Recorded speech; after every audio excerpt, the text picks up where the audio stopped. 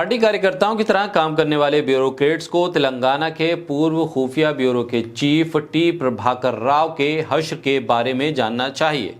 खबरें हैं कि राव अमेरिका भाग गए हैं। तेलंगाना में विपक्षी नेताओं के फोन टैप करने के षड्यंत्र का भंडाफोड़ हुआ है। 2 अधिकारियों को गिरफ्तार किया गया है और राव समेत पूर्व पुलिस उपायुक्त प्री राधाकृष्ण के अलावा कई और लोगों के खिलाफ लुकआउट नोटिस भी जारी किया गया है। सरकारें आती जाती हैं, लेकिन ब्यूरोक्रेट्स स्थायी होते हैं। उन्हें अपना काम कानून सम्मत तरीके से करना चाहिए। मोदी सरकार में ब्यूरोक्रेसी राजनीतिक कार्यकर्ता के तौर पर काम कर रही है। सरकार बदलती है तो इन कार्यकर्ता ब्यूरोक्रेट्स के खिलाफ भी कार्रवाई होगी और जेल भेजने के लिए जनता का दबाव भी होगा और जो पार्टी विपक्ष में है उनका दबाव भी होगा। ऐसे में ब्यूरोक्रेट्स को भी ये सोचना होगा कि जो तेलंगाना में हो रहा है कहीं वो आने वाले वक्त में दिल्ली में ना होने लगे। लोकसभा चुनाव से ठीक पहले फोन टैपिंग विवाद ने तेलंगाना को हिलाकर रख दिया है। अब मामले में तेलंगाना इंटेलिजेंस ब्यूरो के पूर्व प्रमुख टी प्रभाकर राव को आरोपी नंबर 1 बनाया गया है। आरोप है कि राव के आदेश पर ही भारत राष्ट्र समिति यानी BRS नेता के चंद्रशेखर राव के नेतृत्व वाली पिछली तेलंगाना सरकार में विपक्षी नेताओं के फोन टैप किए गए। राव अभी अमेरिका में है और उनके खिलाफ लुकआउट नोटिस जारी किया गया है।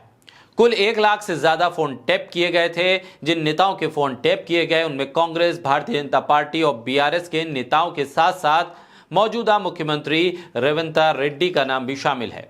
कई तेलुगु अभिनेताओं और कारोबारियों की जासूसी करने और उन्हें ब्लैकमेल करने के भी आरोप लगे हैं। SIB के अपर पुलिस अधीक्षक की शिकायत पर हैदराबाद पुलिस ने 10 मार्च को मामले में FIR दर्ज की थी।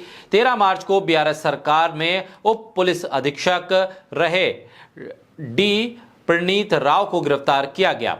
प्रणीत पर अज्ञात व्यक्तियों की प्रोफाइल विकसित करने और गुप्त, अनधिकृत और अवैध रूप से उनकी जासूसी करने का आरोप लगा। इसके बाद अपर DCP तृप्थन्ना और ASP N भुजंगराव को भी मामले में गिरफ्तार किया गया। दरअसल राज्य में कांग्रेस की सरकार आने पर प्रणीत ने जासूसी से संबंधित सारे सबूत मिटाने की कोशिश की थी और कई कंप्यूटर सिस्टम के साथ साथ इलेक्ट्रॉनिक उपकरणों के डाटा को नष्ट कर दिया था। आरोप है कि प्रणीत ने ऐसा प्रभाकर राव के आदेश पर किया। राव ने यह आदेश 3 दिसंबर 2023 को विधानसभा चुनाव में BRS के ऊपर कांग्रेस की जीत के 1 दिन बाद जारी किया था। मामले में एक तेलुगु न्यूज चैनल चलाने वाले श्रवण राव का नाम भी सामने आया है।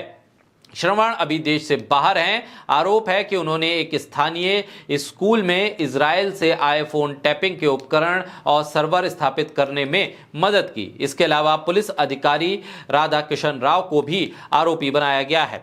श्रवण और राधाकृष्ण के खिलाफ लुकआउट नोटिस जारी किया गया है। मामले में कुल 30 पुलिस अधिकारियों के खिलाफ भी मामला बन रहा है जो रडार पर बताए जा रहे हैं। इस जासूसी कांड में अभी तक BRS के किसी भी नेता का नाम सीधे तौर पर सामने नहीं आया है। हालांकि बिना किसी बड़े नेता की सहायता के इतना बड़ा जासूसी रैकेट चलाना असंभव है। मामले में एक BRS नेता के शामिल होने की खबरें भी आ रही हैं।